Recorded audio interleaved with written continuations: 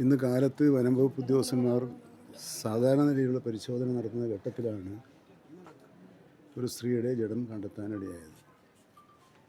കടുവയുടെ ആക്രമണം മൂലമാണ് അങ്ങനെ സംഭവിച്ചതെന്നാണ് പ്രാഥമിക നിഗമനം. അപ്പോൾ അവരെ അടിയന്തരമായും നിയമപരമായ നടപടികൾ പൂർത്തിയാക്കി ആവശ്യമായ കാര്യങ്ങൾ ചെയ്യേണ്ടതുണ്ട്.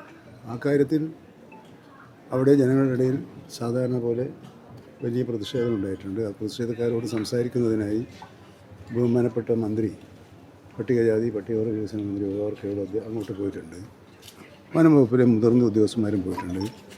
കടുവയെ കൂടുവെച്ച് പിടിച്ചോ വെടിവെച്ചോ പിടിച്ച് ചെയ്യാനുള്ള ഉത്തരവ് നൽകി കഴിഞ്ഞിട്ടുണ്ട്. അപ്പോൾ ജനങ്ങളതുമായി സഹകരിച്ച്, കാരണം പുറത്തു വന്ന് ആക്രമിച്ചതല്ല എന്നൊരു, പക്ഷേ അത് നമ്മൾ നോക്കുന്നില്ല. വനത്തിന് പുറത്തു വന്നില്ല, വനത്തിനുള്ളിലാണ് ഇത് സംഭവിച്ചത്. പക്ഷേ അവിടുത്തെ ഞാൻ മനസ്സിലാക്കിയത് അവിടുത്തെ ഒരു വാച്ചറുടെ ഭാര്യയാണെന്നാണ് ഞാൻ മനസ്സിലാക്കിയിട്ടുള്ളത്. അപ്പോൾ അത് ആ നിലക്ക് തന്നെ പരിഗണിച്ചുകൊണ്ട് ആവശ്യമായ ധനസഹായം ഉൾപ്പെടെയുള്ള കാര്യങ്ങൾ ചെയ്യണമെന്നാണ് ഉദ്ദേശിക്കുന്നത്. ഏതായാലും വളരെയൊക്കെ ഇപ്പോൾ കുറച്ച് ദിവസമായിട്ട് നമ്മൾ ഖേദകരമായ വാർത്തകൾ കേട്ടുകൊണ്ടിരിക്കുകയാണ്.